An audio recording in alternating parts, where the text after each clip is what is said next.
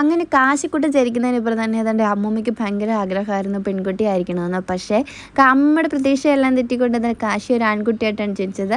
എന്നിട്ടാണ് കാശീനെ അമ്മൂമ്മ ഇടയ്ക്കിടയ്ക്ക് സുന്ദരിക്കുട്ടി സുന്ദരിക്കുട്ടി എന്നൊക്കെ വിളിക്കാറുണ്ട്. അപ്പം ഞങ്ങൾ ഓർത്തത് അമ്മൂമ്മയ്ക്ക് സർപ്രൈസായിട്ട് കാശീനെ ഒരു പെൺകുട്ടിയാക്കി ഒരുക്കി കാണിക്കാമെന്ന് വിചാരിച്ചിട്ടുണ്ടായിരുന്നു.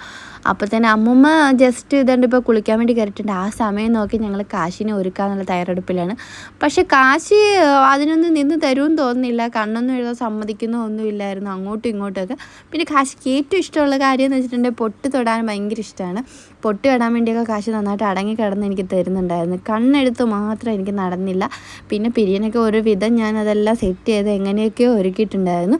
അപ്പോൾ കാശിക്ക് പിന്നെ ഏറ്റവും ഇഷ്ടമുള്ള കാര്യം ലിപ്സ്റ്റിക് ഇടാന്നുള്ളത്. അപ്പം നമ്മൾ ആരെങ്കിലും ലിപ്സ്റ്റിക് എടുത്തിട്ടുണ്ടെങ്കിൽ കാശി അപ്പം തന്നെ ചുണ്ടുമായിട്ട് വരും. പക്ഷെ ഇട്ട് കൊടുക്കാൻ പറ്റത്തില്ലാണ്ട് ഞാൻ എൻ്റെ അടപ്പ് തുറക്കാതെ ജസ്റ്റ് അവനതിങ്ങനെ തൂത്ത് കൊടുക്കും. അപ്പോഴത്തേനും അത് കാണുമ്പോൾ തന്നെ അവനത് ഇട്ടിട്ട് ഇങ്ങനെ നമ്മളൊക്കെ ചെയ്യുന്ന പോലെയൊക്കെ ചെയ്യാറുണ്ട്. പിന്നെയാണെങ്കിൽ ഇതെൻ്റെ കാശി കണ്ണ് ഫുള്ള് ഞാൻ ആദ്യം അടച്ച് വൃത്തിയാക്കിയതായിരുന്നു. അതെല്ലാം തൂത്ത് കളഞ്ഞിട്ടുണ്ടായിരുന്നു.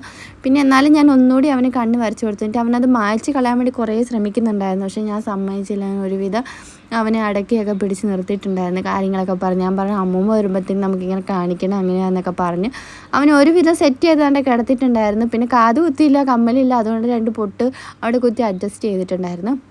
അപ്പം നമ്മൾ കഴിഞ്ഞ പ്രാവശ്യം ഏതാണ്ട് വീട്ടിൽ പോയിട്ട് വന്നപ്പോഴത്തേന് ജാനി ചേച്ചിയുടെ കുറച്ച് വളയും അതുപോലെ തന്നെ ജാനി ചേച്ചിയുടെ കുഞ്ഞിലത്തെ ഒരു ഉടുപ്പുണ്ടായിരുന്നു. അതെല്ലാം എടുത്തിട്ട് വന്നിട്ടുണ്ടായിരുന്നു. അപ്പോഴത്തേന് ഏതാണ്ട് അമ്മൂമ്മനെ സർപ്രൈസ് ആക്കാൻ വേണ്ടിയാണ്. അപ്പോൾ ജാനി ചേച്ചിയുടെ ഇത് ചെറുപ്പത്തിലെ ഉടുപ്പാണ്. ജാനി ചേച്ചിയുടെ ഉടുപ്പ് സൂക്ഷിച്ച് വെച്ചിരുന്നതാണ്. അപ്പോൾ ഇത് കാശിക്കുട്ടനെ ഇടിക്കാൻ വേണ്ടി ഞാൻ നോക്കണം. കാശിക്കാണ് ഉടുപ്പ് കണ്ടപ്പോൾ തന്നെ ഭയങ്കര സന്തോഷമായി. കാശി ഉടുപ്പ് കണ്ടതേ പറഞ്ഞ് ജാനി ജാനി ജാനി എന്ന് കിടന്ന് പറയുന്നുണ്ടായിരുന്നു. അത് കഴിഞ്ഞിട്ട് നമ്മൾ ഉടുപ്പെടുക്കാൻ വേണ്ടിയൊക്കെ നോക്കിയിട്ടുണ്ട്. അപ്പോഴെല്ലാം അമ്മൂമ്മ കുളിച്ചിട്ട് വരുമ്പോൾ തന്നെ എത്രയും പെട്ടെന്ന് അമ്മൂമ്മേനെ സർപ്രൈസ് ആക്കാൻ വേണ്ടിയുള്ള തയ്യാറെടുപ്പിലാണ് ഞങ്ങളിരുന്നത്. അങ്ങനെ കാശിക്ക് ഉടുപ്പ് കണ്ടപ്പോൾ തന്നെ ഇഷ്ടപ്പെട്ട് കാശിയാണെങ്കിൽ ഉടുപ്പിട്ടപ്പോഴൊക്കെ അടങ്ങി നിൽപ്പുണ്ടായിരുന്നു. കണ്ണ് ഒക്കെ എഴുതുമ്പോൾ ഉള്ളൊരു ബുദ്ധിമുട്ടൊക്കെ അവനുള്ളായിരുന്നു. പക്ഷേ ഉടുപ്പൊക്കെ ഇട്ടപ്പോൾ അവന് ഭയങ്കര സന്തോഷം. അവനെൻ്റെ അതിലെല്ലാം നോക്കിക്കൊണ്ടൊക്കെ നിൽക്കുന്നുണ്ടായിരുന്നു. എന്നിട്ട് ഞാൻ പറഞ്ഞത് അമ്മൂമ്മയെ കാണിക്കാമെന്നൊക്കെ പറഞ്ഞപ്പോൾ തന്നെ അവന് ഭയങ്കര സന്തോഷമായിട്ടുണ്ടായിരുന്നു. എന്നിട്ട് അതായത് ഉടുപ്പൊക്കെ ഇട്ട് അങ്ങോട്ടും ഇങ്ങോട്ടും ഓടി കളിക്കുകയാണ്. ഞാൻ വരാൻ പറഞ്ഞിട്ടൊന്നും വരുന്നോ എടുക്കുന്നോ ഒന്നുമില്ലായിരുന്നു. എന്നോട് പോവാൻ പറയുമായിരുന്നു. പോകുന്നൊക്കെ പറയുന്നുണ്ട്. എന്നിട്ട് അമ്മൂമ്മേനോട് കിടന്ന് വിളിക്കുന്നുണ്ടായിരുന്നു വരാൻ പറഞ്ഞുകൊണ്ട്. നെക്സ്റ്റ് എന്ന് വെച്ചിട്ടുണ്ടെങ്കിൽ കാശിയുടെ തലമുടിയാണ്. കാശിക്ക് തലമുടി ഒത്തിരി ഉള്ളത് കൊണ്ട് നമുക്ക് കെട്ടാനൊക്കെ ഭയങ്കര എളുപ്പമായിരുന്നു.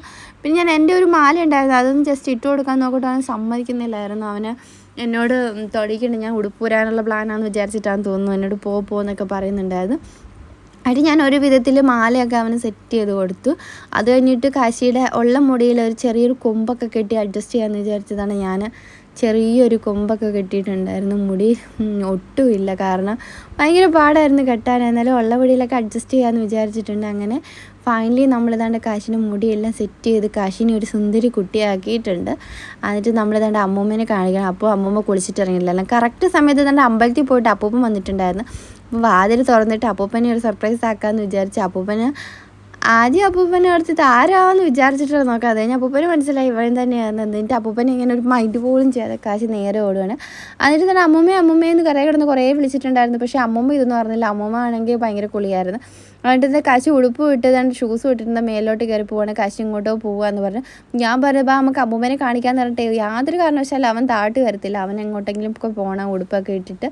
അവൻ മേലോട്ട് വഴി കയറി നിൽക്കുകയാണ്. ഞാൻ കുറേ വിളിച്ചതിന് എന്നോട് ദേഷ്യമോ വഴക്കോ ഏതാണ്ടൊക്കെ പറഞ്ഞ് ലാസ്റ്റ് ഞാൻ ഒട്ടും വിളിച്ചിട്ട് ഞാൻ പറഞ്ഞത് ഞാൻ തിരിച്ച് വീട്ടിലോട്ട് പോകാമെന്ന് പറഞ്ഞ് ഞാൻ പോന്ന് കുറേ നേരം അവൻ്റെ മേലെ തന്നെ നിൽപ്പുണ്ടായിരുന്നു. അത് കഴിഞ്ഞിട്ട് എന്നെ കാണാതായപ്പോഴത്തേന് പതിയെ ഇറങ്ങി വരുന്നത് ഞാൻ അവിടെ നോക്കുന്നുണ്ടായിരുന്നു. അപ്പോഴത്തേനും തന്നെ നമ്മുടെ അപ്പനും എല്ലാവരും ഉണ്ടായിരുന്നു. അമ്മൂമ്മത്തെ കുളിച്ചിട്ടൊക്കെ വന്നിട്ടുണ്ട്. അമ്മൂമ്മയ്ക്ക് കണ്ടപ്പോൾ ഭയങ്കര സന്തോഷമായി. അമ്മൂമ്മ അവനെ നോക്കിയപ്പോൾ അവനുമാണ് ഭയങ്കര സന്തോഷമായി. അമ്മൂമ്മേനെ വിളിച്ചിട്ടൊന്നും അമ്മൂമ്മയുടെ അടുത്ത് വരുന്നില്ല. എന്നിട്ട് അമ്മൂമ്മയുടെ ഒരു വല്ലാത്ത നോട്ടം നോക്കി അമ്മൂമ്മയുടെ ഒരു വല്ലാത്ത ആഗ്രഹമായി പോകുന്നുള്ള രീതിയിലുള്ള നോട്ടമായിരുന്നു കാശി.